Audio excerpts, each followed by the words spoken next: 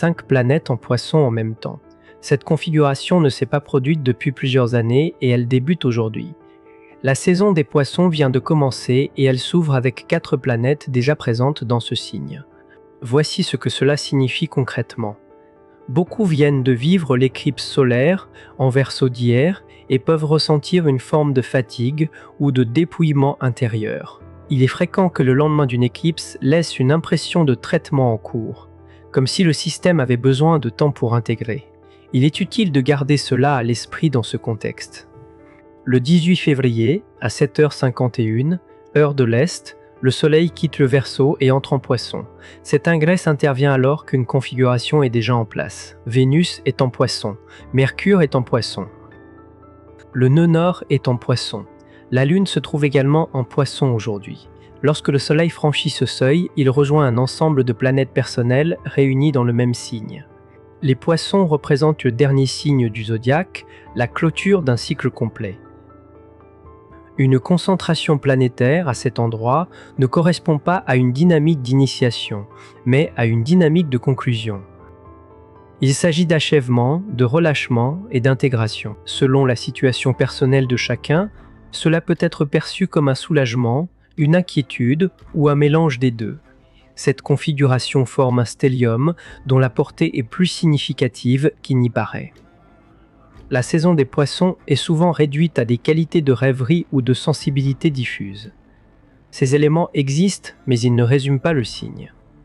Les Poissons sont également associés à la perception de ce qui se situe sous la surface, à l'intuition et à la capacité de relier des dimensions invisibles.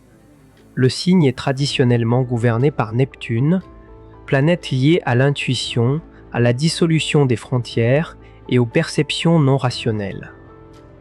Les Poissons marquent l'endroit où la logique cède la place à une compréhension plus subtile. Dans le contexte actuel, Neptune se trouve dans les premiers degrés du Bélier, signe dans lequel elle est entrée le mois dernier. La dynamique des Poissons est donc présente alors que sa planète gouvernante vient de changer de territoire. Le cadre reste celui des Poissons, mais l'arrière-plan évolue. La saison des Poissons 2026 présente ainsi une tonalité particulière. Les thèmes classiques du signe demeurent, mais ils prennent une coloration plus ouverte, comme si un questionnement était en cours sans réponse définitive.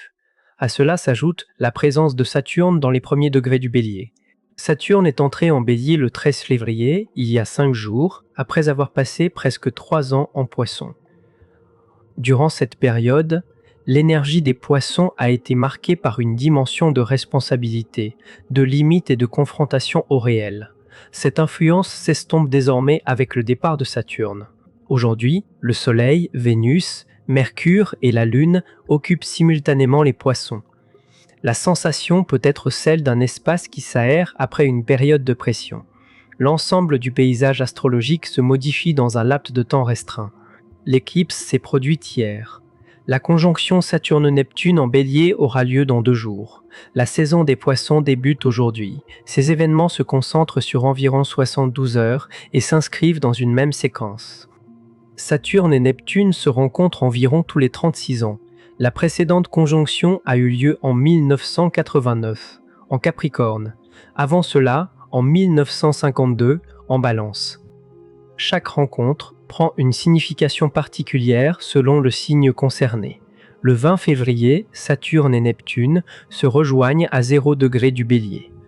0 degré du Bélier correspond au point initial du zodiaque, le premier degré du premier signe. Les astrologues associent ce point à la visibilité et à l'émergence publique.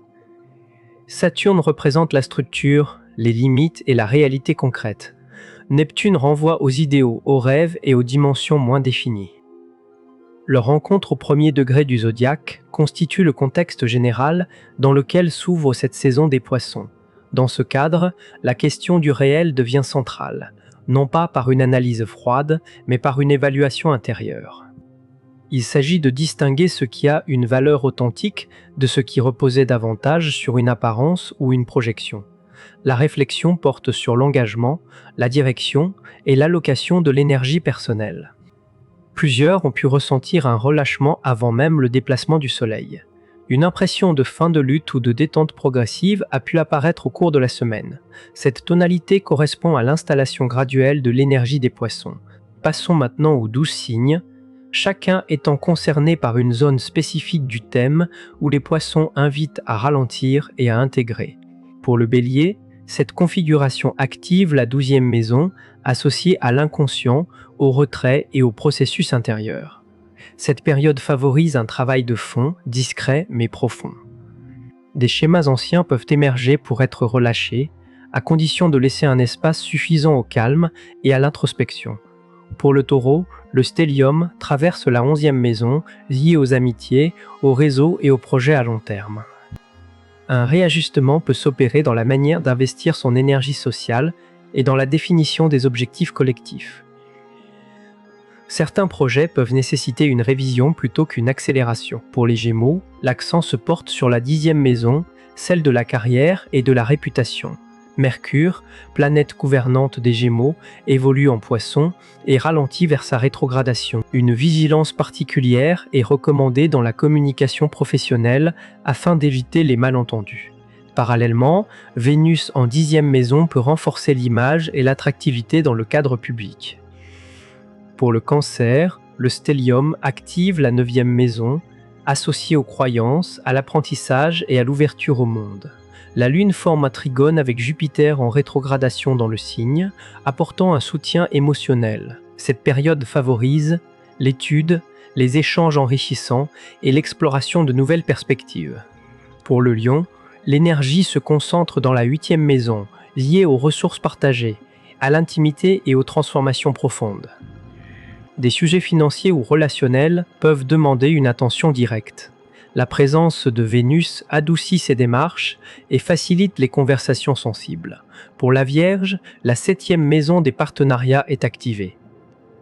Les relations demandent une présence plus émotionnelle et moins orientée vers la résolution immédiate des problèmes. Cette période peut permettre d'approfondir des liens existants ou de clarifier des situations relationnelles en suspens. Pour la Balance, le stellium se situe dans la 6e maison, celle des routines quotidiennes et de la santé. Il s'agit d'écouter les signaux du corps et d'évaluer l'efficacité des habitudes actuelles. De petits ajustements dans l'organisation quotidienne peuvent produire des effets durables. Pour le Scorpion, la 5e maison, associée à la créativité, à la joie et à la romance, est mise en lumière. Cette configuration soutient l'expression créative et les expériences affectives vécues avec plus de légèreté. Pour le Sagittaire, l'accent porte sur la 4e maison, celle du foyer et des fondations émotionnelles. Des souvenirs ou dynamiques familiales peuvent refaire surface. Cette période favorise un travail intérieur lié aux origines et au sentiment d'appartenance.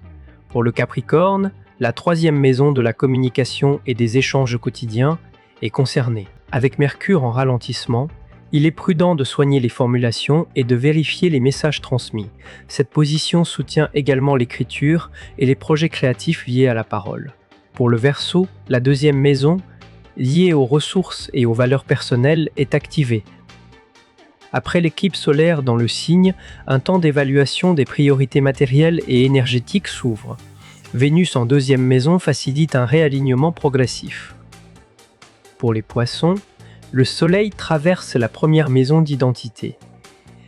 Il s'agit d'une période de retour solaire marquant un cycle personnel. Avec Vénus et le nœud nord dans le signe, la présence peut être perçue comme plus chaleureuse et alignée avec une direction collective plus large. La rétrogradation de Mercure en Poisson débutera le 26 février. Cette phase est souvent associée à des retards ou des malentendus, mais elle correspond également à un processus de révision. En Poisson, cette révision concerne particulièrement les ressentis, les projets créatifs laissés en suspens et les échanges inachevés. La période d'ombre est déjà active, indiquant un ralentissement progressif. Des souvenirs, des émotions ou des intuitions peuvent remonter à la surface. Il s'agit d'un travail d'intégration plutôt que d'un retour en arrière. Sur un plan pratique, une attention accrue à la clarté des messages est recommandée. L'énergie des Poissons peut rendre les communications plus ambiguës. Formuler explicitement ses intentions réduit les risques de confusion. Vénus en Poisson accompagne l'ensemble de la saison. En exaltation dans ce signe, elle fonctionne avec fluidité. Elle favorise une approche relationnelle, empreinte de compassion et d'authenticité. Les relations existantes peuvent bénéficier d'une reconnexion émotionnelle. Les nouvelles rencontres tendent à se fonder davantage sur la sincérité que sur l'apparence. Cependant, la tendance à idéaliser demeure possible. La conjonction Saturne-Neptune en Bélier invite à maintenir un regard lucide, en distinguant perception et projection. Chaque année, la saison des Poissons précède celle du Bélier, qui débute le 20 mars et marque le commencement de l'année astrologique. Les Poissons représentent la phase d'expiration avant une nouvelle impulsion. Cette année, la rencontre de Saturne et Neptune en Bélier accentue la portée du cycle à venir. La période actuelle peut être utilisée pour intégrer, relâcher et clarifier les intentions avant le passage à l'action associée au Bélier. Il s'agit d'un temps d'assimilation plus que d'expansion.